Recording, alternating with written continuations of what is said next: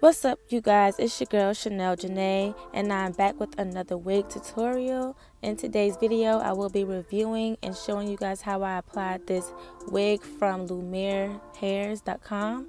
I'll have that link in my description as well. This wig has a lace frontal that is 13 by 6 inches. The wig does come with baby hair, but of course I did create my own. The knots were not bleached, and I still want to do that. I did not do it this time around just due to me being in a rush, which kind of backfired. You'll see that when you get into the tutorial part of this video. I didn't dye this wig, so it is in its natural black color, and the length that I picked was 24 inches. What I like is that the hair feels really good, nice and soft. I'm not experiencing any shedding at all. And customer service was also really great. They responded back to me, which I like, and they responded back quickly. The shipping should be 3 to 5 business days, and that was exactly the case. Some of the things I didn't like was the cap that they provided me with, how thin the wig was, and how hard it was to straighten the hair. But I'm going to show you all of that in this tutorial, so let's get into it. The first thing that I did was, of course, pluck this wig, and I plucked the mess out of this wig, you guys. And I'm going to show you a new technique that I learned. I recently attended a great and awesome class that helped me up my game when it comes to installing wigs, y'all. And this is one thing that I learned, was how to correctly pluck a wig.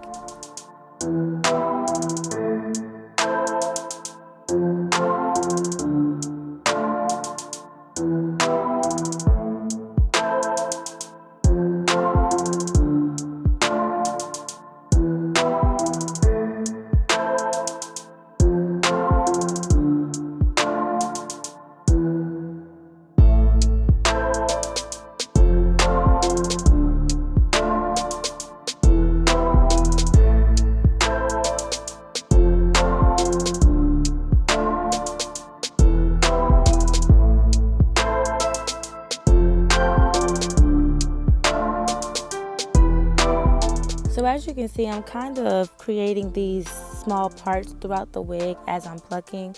My instructor calls these dips.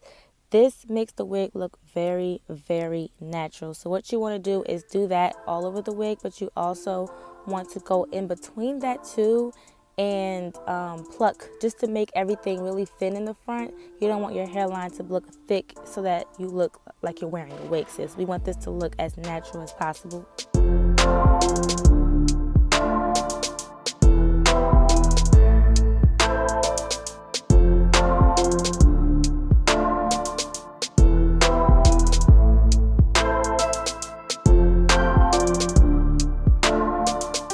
So I found that there's not a lot of space given to you on the sides. So you're not going to be able to do any long parts on the side with this wig. I will tell you that. You can see the wefts right away if you part too far back. So be careful when plucking on the sides, because you don't want the wefts to show. Now you can see how the dips start to look. It almost looks like how baby hair would be. This just sets the whole tone. I'm telling you, this looks so good. So I'm just going to show you both sides. And then we're going to get into the middle or the top part of the wig.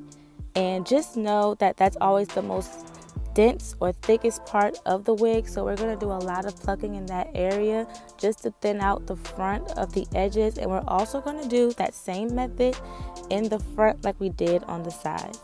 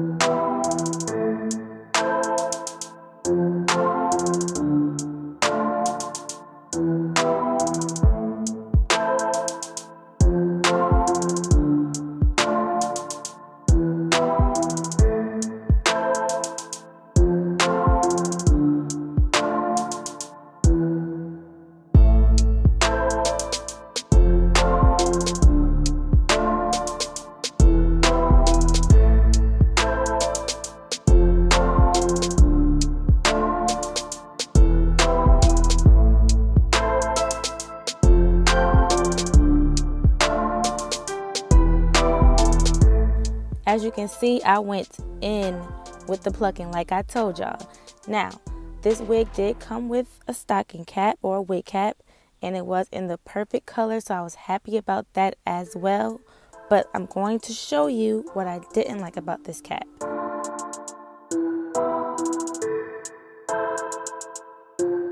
But before I get into that, of course, I have to cut my ears out. And then you want to take some of the freeze spray from Got2b and spray that over your hair. Well, over the cap, I'm sorry. And then you're going to let that dry for a little bit, whether that be with a blow dryer or just air drying. And then you want to do it again. You could do this step maybe about 2 or 3 times if you would like. That's just going to keep that wig on your head kind of like glue.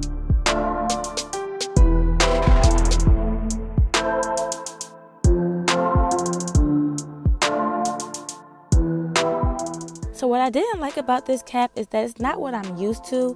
Usually they're a little bit more stretchy and like a stocking material. This material felt a little different. And even where I'm cutting right there on the side, like the edge of the cap was still there. That usually is part of what's cut off. So it was like the cap was too small is what I'm trying to say. And I couldn't even stretch it out to make it bigger. The cap just felt like it was too small, but it's supposed to be like one size fits all, so I don't know what that was about.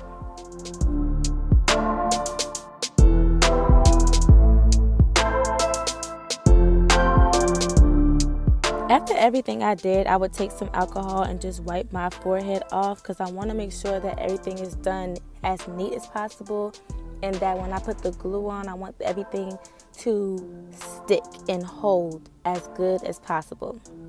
Now, the next thing, this is where I went wrong, y'all. So like I said at the beginning, I did not bleach the knots, and I want to do that, and I still will at another time. What I did this time, because I was in a rush, was I just put foundation on my cap and foundation on the inside of the wig. Now, as you can see, the foundation is a lighter color than my skin, and I forgot about that.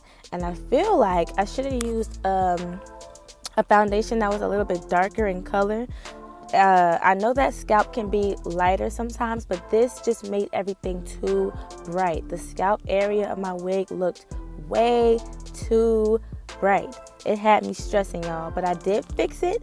And when you see the aftermath, you'll see like, okay, sis got it, because I got it. But it had me worried for a while. It was just a little too bright.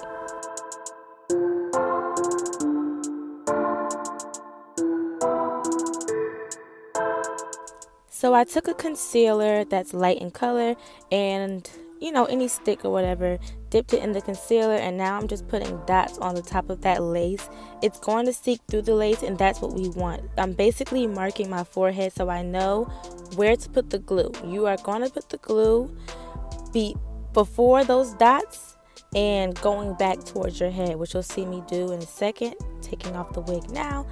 And from those dots back is where the glue is gonna go. That just gives me a guideline because I don't want the glue to go beyond it and towards my face, if you get what I'm saying.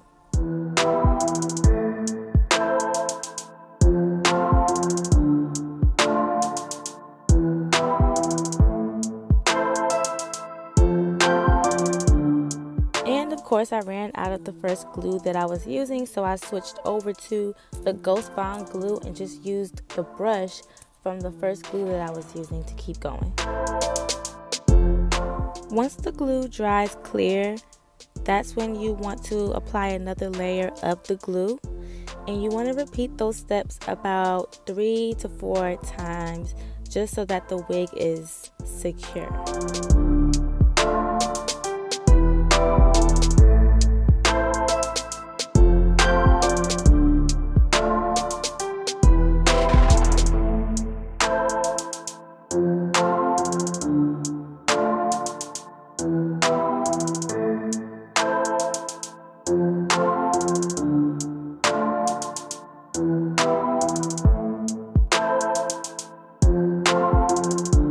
So while I'm blow drying, you see me combing the hair. This is just kind of like spreading the glue out in all areas in a flat manner and just better drying the glue at the same time.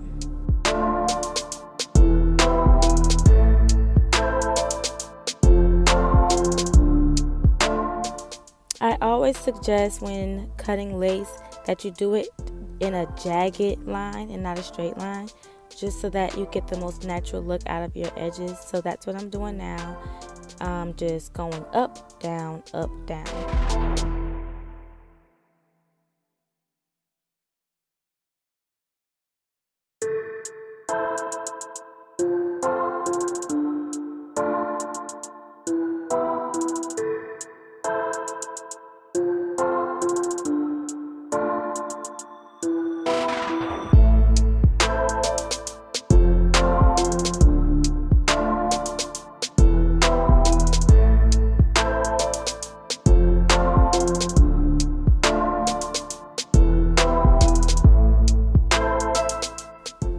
Before gluing down my sideburn area or even cutting it, I went ahead and cut out my ear.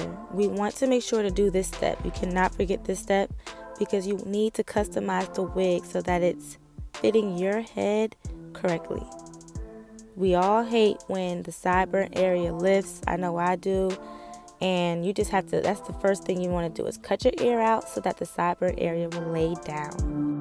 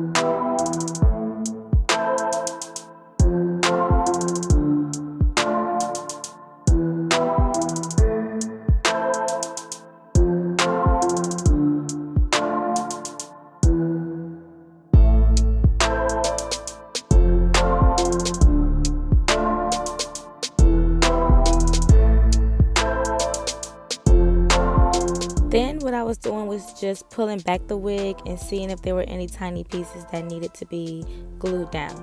So the first thing I tried to do to fix the problem was makeup, and that did not work. So now you see me spraying water on my edges. This is what made the biggest difference to me, because it kind of maybe washed away that light foundation that I used under my wig, and this is when things started to look more blended. From here, you guys, I just did my baby hairs as always, and from there I went into styling. Now this hair would not straighten well to me. I even did a photo shoot and you can see that the hair looks wavy. It was supposed to be straight. I don't know if I needed to use a specific product, but I just felt like the hair should have laid a little bit better. But other than that, you guys, let me know what you think about this hair and this tutorial.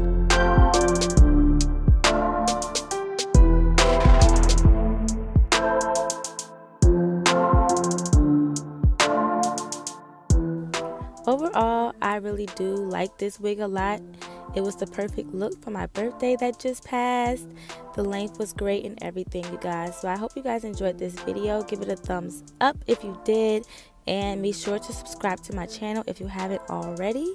And see you guys next time with another video.